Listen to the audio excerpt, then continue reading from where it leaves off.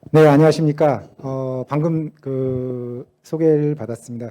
저는 오늘 한국영상기자협회 사회민주적 발전과 영상저널리즘 세미나 사회를 맡게 된 상지대학교 송경재라고 합니다.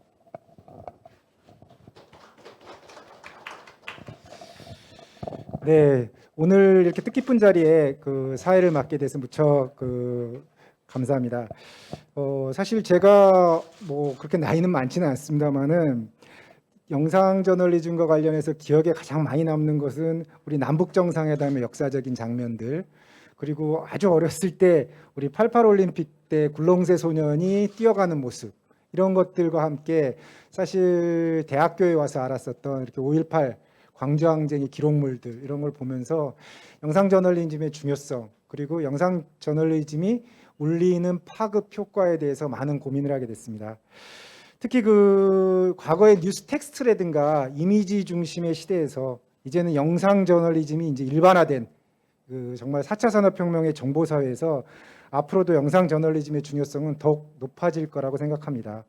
그런 측면에서 우리 사회 민주적 발전과 영상 저널리즘의 미래에 대해서 고민하고 과거에 대해서 또 돌아보는 이런 세미나가 상당히 의미 있는 기획이 아닌가 생각이 됩니다. 먼저 오늘 발표를 맡아주실 우리 선생님들을 소개해드리겠습니다. 아마 김동춘 교수님께서는 조금 늦으신다고 연락이 왔기 때문에 5.18 기념재단 연구위원이신 이재의 연구위원님 모셨습니다. 예, 다음으로 MBC 영상 기자인 나준영 기자님 모셨습니다. 네, 그리고 이제 발표와 함께 이제 토론을 통해서 내용을 더 풍부하게 해주실 분들 소개해드리겠습니다. 박태용 전 한국일보 사진기자님 오셨습니다. 네, 아마 사회적 거리두기 때문에 앞좌석에 앉지를 못했습니다. 다음에 토론하실 때 앞으로 모시도록 하겠습니다. 그리고 다큐 광주 비디오 감독이신 이조웅 감독님 오셨습니다. 그리고 마지막으로 티타임스 인도네시아 발행인이신 김종호 발행인님 오셨습니다. 네, 오늘 발표는 먼저 나준영 기자님 발표를 먼저 진행하고요. 다음에 이재희 연구위원님 발표를 이어서 진행하는 순서대로 하겠습니다. 발표 시간은 20분 내외, 그래서 25분을 가능하면 넘지 않으셨으면 좋겠습니다. 그리고 토론하시는 분들께서는 10분 내외 토론을 준비해 주시면 될 것 같습니다. 그럼 마이크를 나준영 기자님께 넘기도록 하겠습니다. 예. 제가 이제 예전에 석사 논문을 준비하면서 이제 한국의 해방 이후부터 1980년대까지 영상 기자들의 활동과 또 성과나 문제점들에 대한 것들을 이제 분석을 하는 논문을 썼습니다. 근데 그때 당시에 항상 이렇게 그때 논문을 쓰면서도 좀 아쉬웠던 것이 1980년 5월이라는 상황에 대해서 사실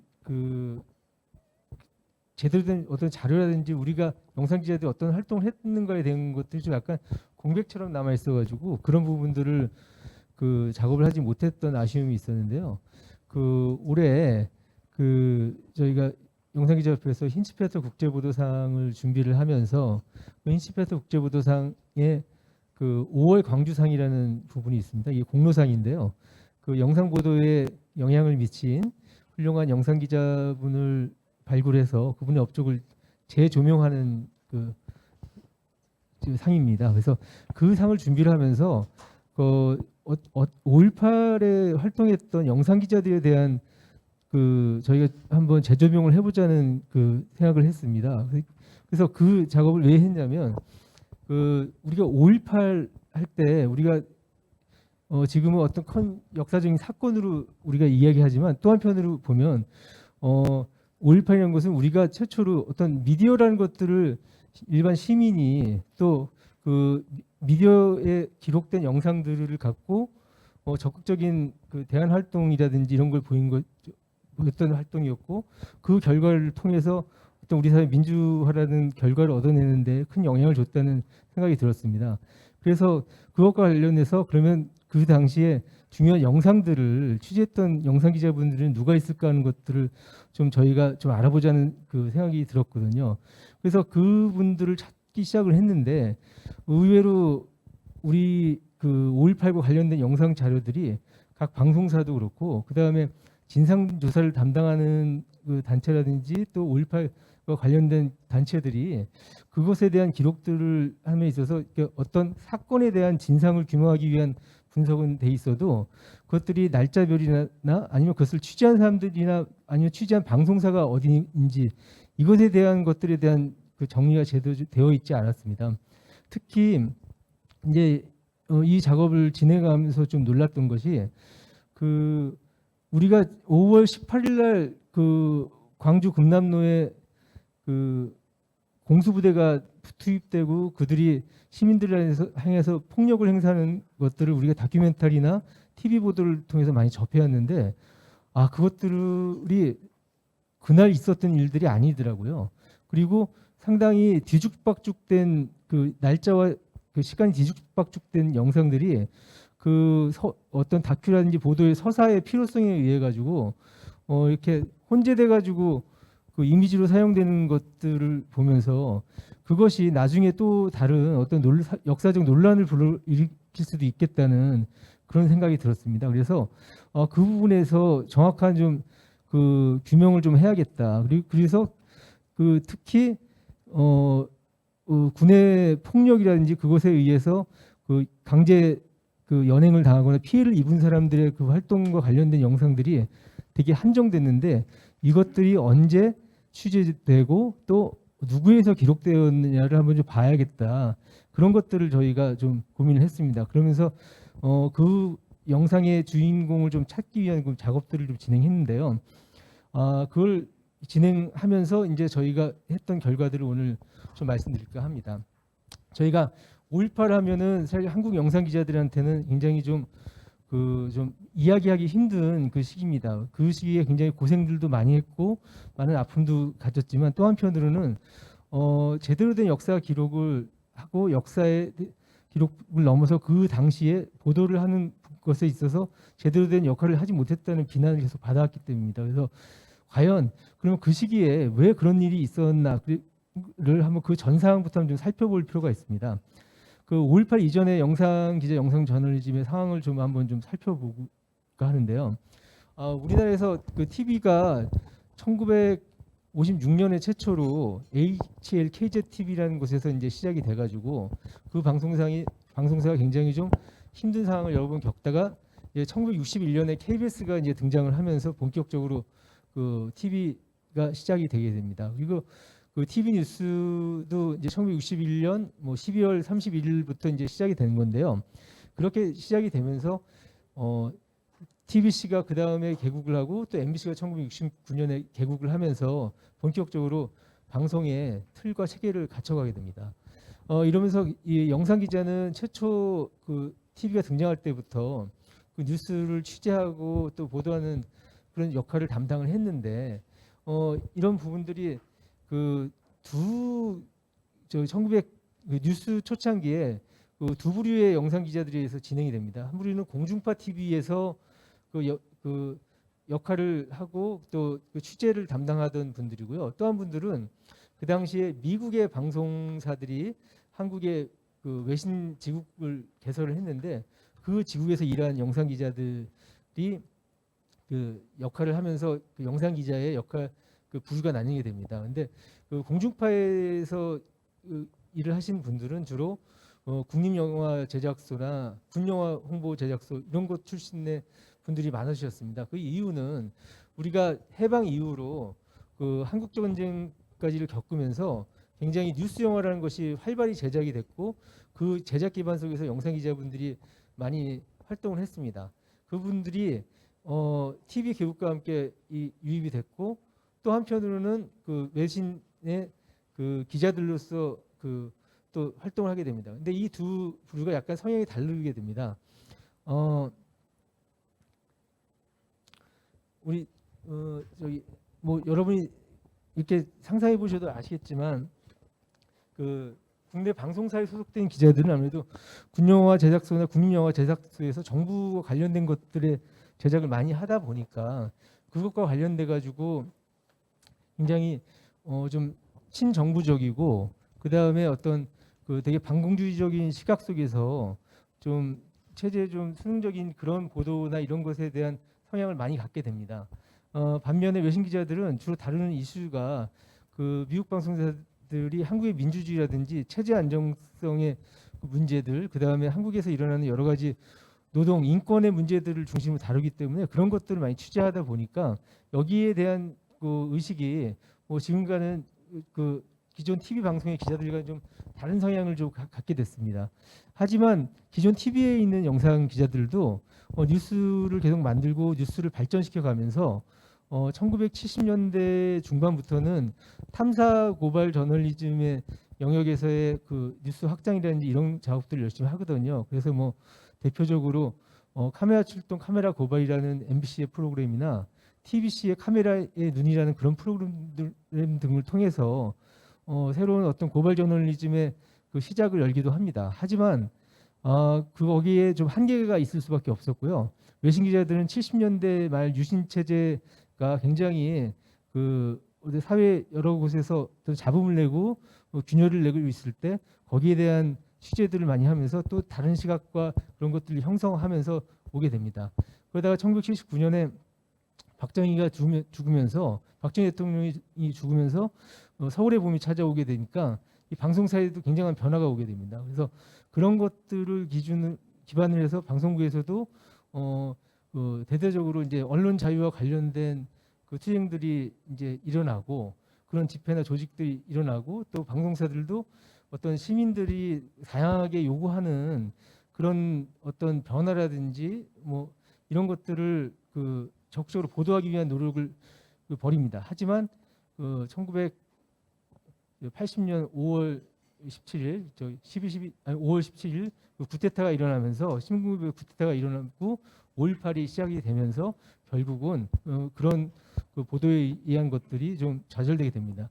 이 시기에 그 외신 방송사들 같은 경우에는 1980년대 서울의 봄 상황에서 그 대규모 시위가 일어나고 했던 한국의 정세적인 불안을 취재하기 위해서 많은 관심을 가졌고 또 아시아 각 지국의 헤드쿼터에 있는 기자들이 대거 입국해서 그 서울의 상황 같은 걸 주시하게 됩니다. 이런 상황에서 5.18이 발생하게 됩니다.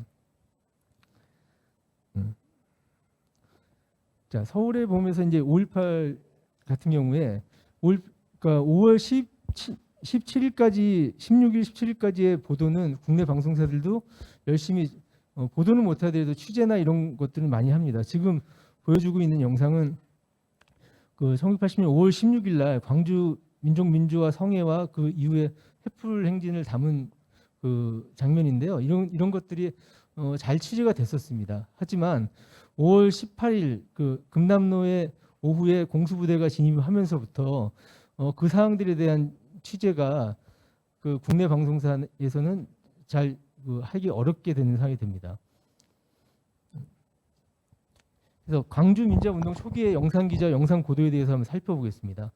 그 5.18 초기에 저기 지금 영상들이 우리가 봤을 때 그 오후에 이제 군인들이 막 차에서 내리고 하는 장면들 우리가 많이 봤는데 그래서 5.18에 대한 영상 기록은 5월 18일부터 취재가 됐을 것이라고 우리가 알고 있지만 사실은 국내에 그 5.18 당일에 발생한 그 사건들에 대하여 그 영상 취재하거나 사진 취재한 것들은 지금 아직 발견되지가 않았습니다.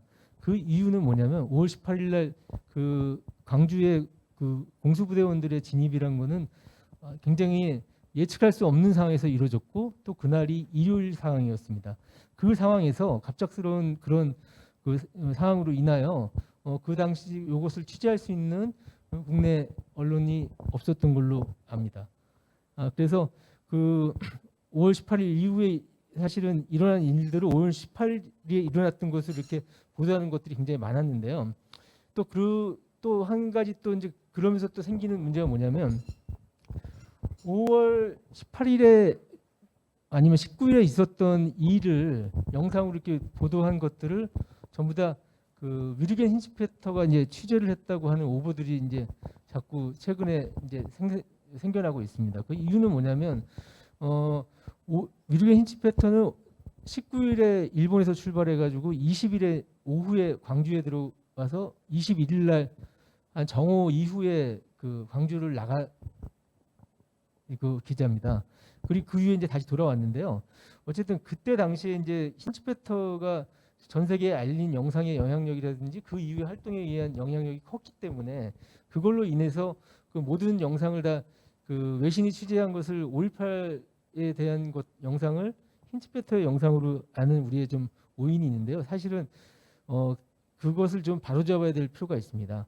그 5.18 이번에 이제 저희가 조사를 하면서 알게 된 것은 5.18 최초를 영상 취재한 그 방송사와 영상 기자가 딱 한 곳에 한 분이라는 겁니다.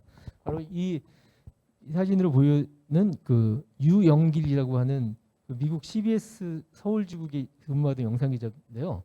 이분 같은 경우는 그 이후에 91년부터는 전문적인 영화 촬영 감독으로 이제 전향을 하셔가지고 뭐 나의 사랑 나의 신부, 뭐 초록 물고기, 그다음에 8월의 크리스마스, 그다음에 대표적으로 꽃잎이란 영화의 촬영 감독을 맡았던 그 유명한 우리 한국 뉴웨이브 시네마의 대부로 불리는 촬영 감독인데요. 이 분이 그 5월 19일 날 오전에 광주에 와서 그 취재를 해서 그것을 최초로 그 미국의 CBS를 통해서 알린 것이 5.18에 대한 최초 보도라는 것을 이번에 밝혀냈습니다. 그럼 이분은 어떻게 해서 여기에 들어오게 됐냐를 한번 좀 살펴봐야 될 텐데요. 이분은 1975년부터 미국 CBS 영상 기자로 일해 오셨는데 그 5.18 당시에 그 5월에 그 휴가를 받아서 그 당시에 이제 외신 업무를 하면서 그 친하게 지내던 일본 기자들의 초청을 받아서 일본에 갑니다. 그래서 그렇게 여행이 중이었는데 그 당시에 이제 학생 시위라든지 비상계엄 조치에 대한 그런 그 위험성들이 이제 알려지면서 급하게 귀국을 하게 됩니다. 그래서 귀국을 해서 5월 18일 밤에 광주를 향한 것으로 보입니다. 그리고 5월 19일 날 오전 광주 금남로에 공수부대가 투입돼서 시민들에 대한 폭력과 연행을 일삼는 사항을 취재를 했습니다. 근데 이제 이것들을 그럼 어떻게 이분이 취재한 영상 이 영상들 지금 보시면은 이 영상들이 우리가 5.18 다큐나 보도 영상 보면 항상 뒤에 나오는 영상들이거든요.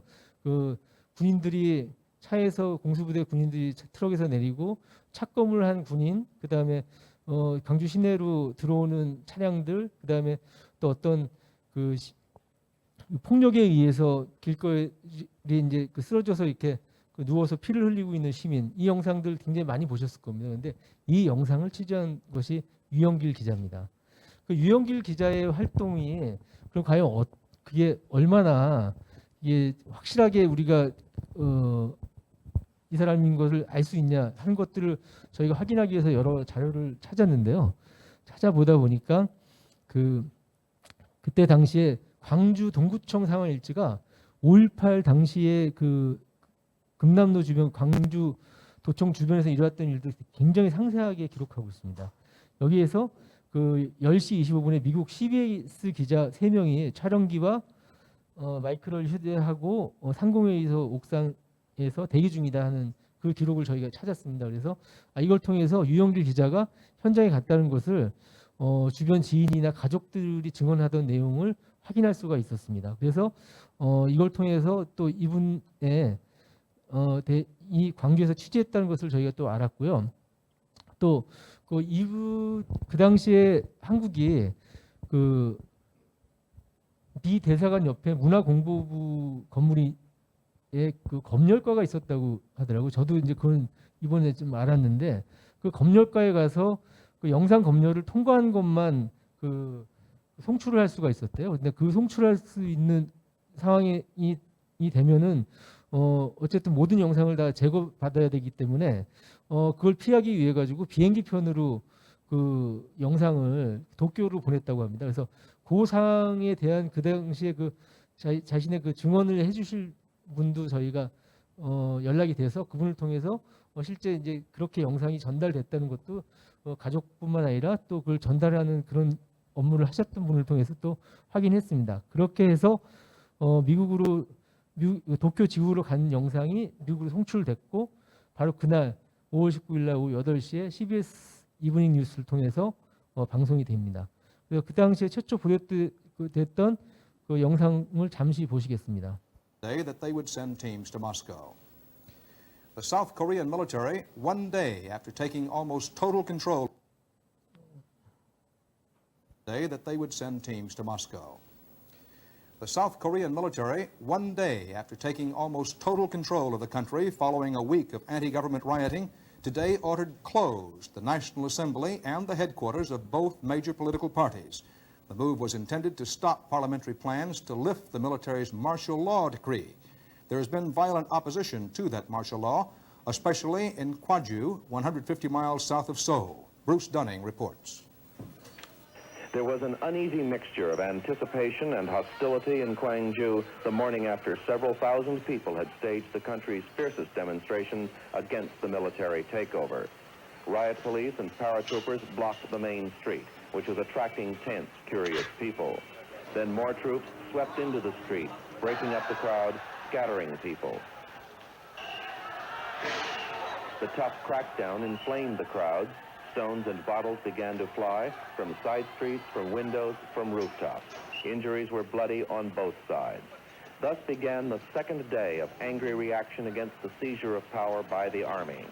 Normally quiet Gwangju is especially aroused because this region is the home of longtime dissident leader Kim Dae-jung. Kim is one of 24 prominent political figures arrested by the army Saturday night. As the fighting intensified, still more soldiers moved in. This was no organized demonstration, not just students, but people of all ages. 예, 여기까지 보시겠는데 지금 보신 영상들이 저희가 이제 5.18 관련돼 가지고 나온 것에서 이 군의 폭력이라든지 뭐 착검, 그 다음에 그 강제 연행과 관련된 것들을 그 서사를 하고 그거에 바탕되는 영상으로서 제일 많이 등장하고 항상 보는 영상들입니다. 이게 5월 19일에 유영길 기자가 이 현장에서 이걸 촬영하지 않았다면은 우리가 이런 영상을 볼 수가 없는 거죠. 그리고 이것이 없었다면은 광주의 폭력성, 광주에 들어간 군인들의 폭력성을 증거할 수 있는 것들을 볼 수가 없습니다. 그래서 굉장히 이 영상을 그 당시에 취재했다는 것, 그 다음에 이제 유영길 기자가 이 송출을 마친 다음에 다시 돌아와서 마지막까지 광주에 5월 27일까지 지켰다는 그런 의미가 굉장히 의미가 있어가지고 저희가 이 부분을 다시 좀 재조명해야 된다는 생각을 들고요.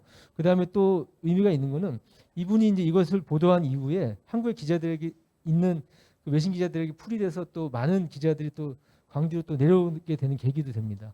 그리고 이분이 여기서 보셨지만 착검의 장면이나 이런 거는 2008년까지도 군에 의해서 계속 부정이 됐는데 그것과 관련된 것들을 영상으로서 그대로 보여주는 하나의 증거가 되고 있습니다. 그리고 그 이후에 광주 비디오라든지 이런 것들에 다양하게 만들어진 광주 비디오들의 굉장히 중요한 영상으로 사용됐습니다.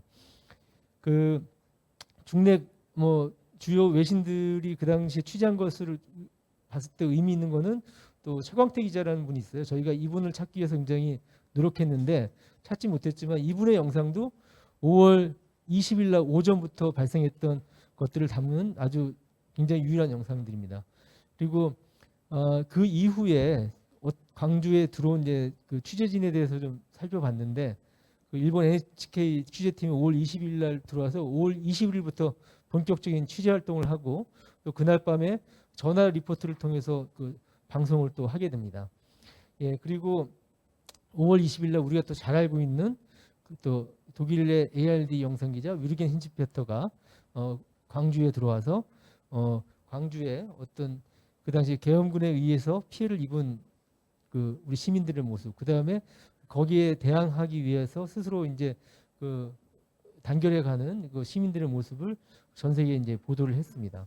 그래서 힌츠페터가 이제 우리가 알다시피 5월 22일에 도쿄에서 테이블 넘겨서 이제 그것이 이제 전 세계 방송을 했고 이것들이 다음에 전 세계적인 그 큰 영향력을 발휘했고 또 9월에는 기로에선 한국이라는 그 다큐로 또 제작이 되게 됩니다.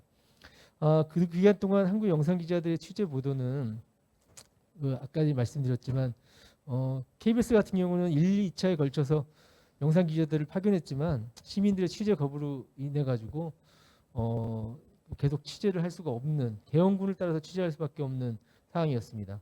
MBC 같은 경우는 파견된 또 영상 기자나 취재 기자가 시민들의 취재 거부 항의를 또 받았고 또 도청 상황실에 또 감금되었다 풀려나는 상황이 있었습니다. 그리고 TBC 같은 경우에는 20일에 제일 막내 기자인 김창훈 영상 기자가 이제 현장을 취재에 갔었지만 당시 이제 취재했던 영상이 딱 5월 22일에 10초 공개된 이후로 방송되지 못했고 또 그 취재한 영상들이 계속 그 이후에 그 TBC의 그 본사인 였던 그 중앙일보의 창고에 갇혀져서 20년이 훨씬 지나서야 공개가 됐다는 그런 좀 아쉬움을 갖고 있습니다. 이렇게 광주 민주화운동 기간 동안 취재했던 그 영상들은 어떤 그 당시에 외신 기자들이 적극적으로 알렸던 노력 이걸 또 평가해야 될 거고 또 22일 이후에 23일 이후에 한국 영상 기자들도 굉장히 열심히 또 취재했던 부분들이 그 이후에 진상조사 작업이라든지 이런 데 또 굉장히 또 많은 역할을 했다는 것에 대한 또 의미도 이제 평가를 해봐야 될 것 같습니다. 그리고 하나 여기서 살펴봐야 될 게 그 5월 21일 날 그 도청합에서 그 집단 발포가 발생했던 상황 그것이 여기 있는 이조은 감독님도 계속 그걸 쫓고 있지만 거기에 대한 영상들이 없습니다. 그 이유가 바로 그 영상 기자가 그 당시에 그 도청합에 없는 상황이 발생했습니다. 외신 기자들은 송출을 위해서 그 자리를 다 떠났었고요. 또 국내 기자들도 어떤 총격에 대한 그 경고 등으로 인해서 소개를 했던 상황이라고 알려져 있습니다. 그래서 그런 상황에서 결국은 현장을 기록할 영상 기자, 사진 기자들이 없다는 것은 우리의 역사의 한쪽을 결국 잃어버릴 수밖에 없고 그것을 남기지 못한다는 그런 문제가 있다고 생각합니다. 그 이후에 어쨌든 영상 기자들이 만든 그 취재했던 것들이 광주 비디오라는 것으로 전 세계에서 이제 새롭게 탄생했고요. 이거는 결국 언론이 제 역할을 하지 못했던 것 그런 것들을 그 시민들 스스로가 새롭게 그 대항하는 미디어로서 만들어 가지고 대항 미디어 운동을 펼쳤다는 의미가 있다고 생각합니다. 그래서 이런 것들을 전부 다 우리가 봤을 때 영상 기자들이 현장에서 그런 것들을 기록하는 것의 의미가 또 중요하고 또 과거 그렇게 한국의 영상 기자들이 하지 못했던 부분들에 대한 반성을 통해서 우리가 그것들을 극복해서 새롭게 저널리즘 전개하기 위한 노력들을 많이 벌여왔는데 그런 결과들이 지금 우리가 영상 취재를 하는 환경과 그 모습으로 바꿔졌다고 생각합니다. 그래서 이런 것들을 우리가 바탕으로 해서 앞으로 우리가 어떤 식으로 그 과거의 모습을 되풀이하지 않을 것인가 이런 것들을 좀 고민해 봐야 될 거고요. 그 다음에 아직도 그 5.18 당시에 취재했던 기자들에 대한 영상 기자들, 뭐 사진 기자들에 대한 그 체계적인 그 분류 했던 그 업적들에 대한 분류 작업이라든지 평가 작업이 되지 않습니다. 되고 있지 않습니다. 그리고 특히 영상 기자들 같은 경우에는 그 참여했던 분들에 대한 어떤 증언이라든지 이런 것들을 체계적으로 진행한 바가 없거든요. 그래서 이것들을 이제는 해야 된다고 생각합니다. 특히 영상 기자들 스스로가 그런 것들을 제대로 하지 않았거든요. 그래서 이런 것들을 해야 될 것이고 그 다음에 각 방송사나 그 다음에 그 진상규명 단체들 여기서 이것들을 좀 정확하게 체계화할 수 있는 그런 작업을 통해서 우리가 가진 그동안의 경험과 그 다음에 어떤 우리가 그것을 통해서 극복을 하고서 얻었던 결과들에 대해서 우리 이후 세대에게 그걸 그대로 전달하고 또 한국과 같은 그런 그 민주주의 발전을 다시 자기들도 경험하고 싶어하는 그런 국가들이나 사회에 힘이 될 수 있도록 해야 된다는 생각입니다. 예, 제 발표를 마치겠습니다. 네, 감사합니다. 나준현 기자님의 발표 들었습니다. 특히 그 5.18 그 영상들의 역사적 의미 이런 것과 함께 특히 5.18 과정에서 나타난 그 영상 기자들의 활동에 대해서 좀 사적으로 좀 많은 고찰을 하셨고 또 영상 저널리즘 관점에서 그 앞으로 남은 과제까지 체계적으로 잘 지적해 주셨습니다.